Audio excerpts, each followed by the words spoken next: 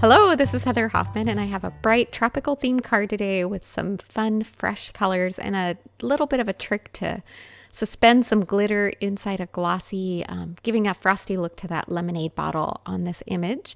I'm using the May 2021 Kit of the Month, and I've already got my image and sentiment all pre-stamped on a panel of white cardstock. I've trimmed this down so that my panel is a little bit smaller than my A2 card front. And I'm just going to use simple sets of 2 colors of Copic markers to color each of the sections in. I'm setting each of my lids there so you can see.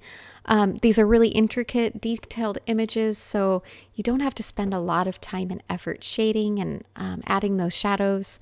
Basically, I'm just using the 2 colors, coloring over the majority of the area with my lightest color, and then coming in with my darker color to add some depth and shading.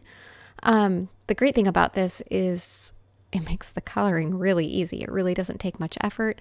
I'm also kind of intentionally keeping kind of that whimsical look, not trying to stay perfectly in the lines and not trying to fill every little bit of white space. And you notice even behind the jar there, I'm making sure, because you can kind of see through the jar, I want the color of that leaf to show behind. It's a glass bottle, so it's going to look kind of weird if you don't color that leaf kind of poking out behind there as well. The other thing is leaving little bits of white area just adds to that highlighted effect. So not worrying about filling the image in all the way, if anything, is going to kind of enhance the look of your coloring and make it look almost like you've used 3 shades, even though you haven't, with that little bit of white space. So you can see I've used 2 yellows, 2 pinks, and 2 greens. And then I came in with just an orange to add just a little more deep shading on the yellow and the lemons, because I want to go over that bottle where the liquid is and use my lightest shade of yellow to kind of fill in like the lemonade look. And I'm going right over the top of even the greens, and it works out perfect because I want to give the look, again, if it was a bottle of lemonade, you'd see what was behind there, but in a little bit of a lighter shade. And then I used a very soft blue. This is BG10. It's my favorite kind of light shading color, just to color the top part of the bottle there, just to give it a little bit of an opaque look. So you could tell it was different and standing out different than the white cardstock around it. All right, finally, I'm coming underneath there with 3 warm gray markers. I'm starting with my deepest color, and that's gonna just kind of add a ground under the image, make it look like it's not just floating on my white cardstock, but almost like there's a table or a surface there. And I like to use the darkest color, come around it with the next lightest, and then kind of fade it off with another lighter shade behind. Not super important, but I feel like it really adds something to your images, just how simple and quick that is. All right, now that we've got that done, I want to add kind of a glittery look on the bottle, but I also want to add glossy accents, and I don't want the glitter just sitting on top.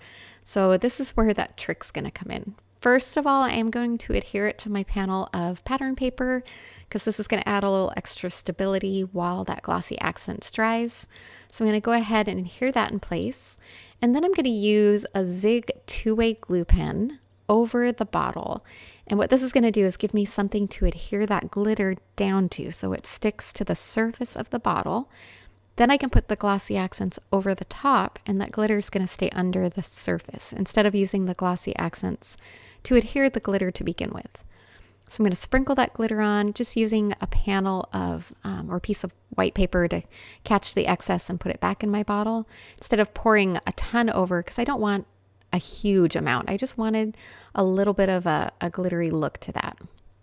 So I just put a pinch on there, shook off my excess, and I'm still going to even have a little more excess that I shake off here before I put that glossy accents on. So you'll see I kind of just caught any loose little stray bits of glitter around there.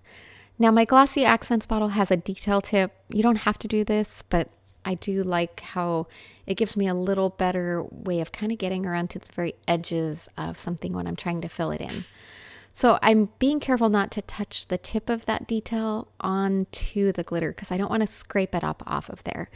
Ideally, it might have even been better to kind of give that glue a little time to dry and really adhere that glitter down.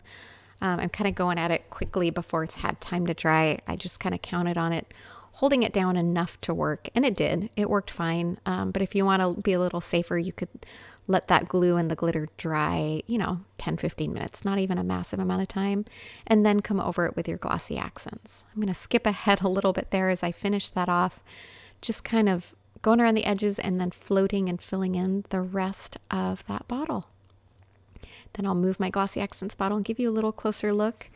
Once it dries, that opaqueness goes away and it's sparkly and clear, as you can see here in the finished photo.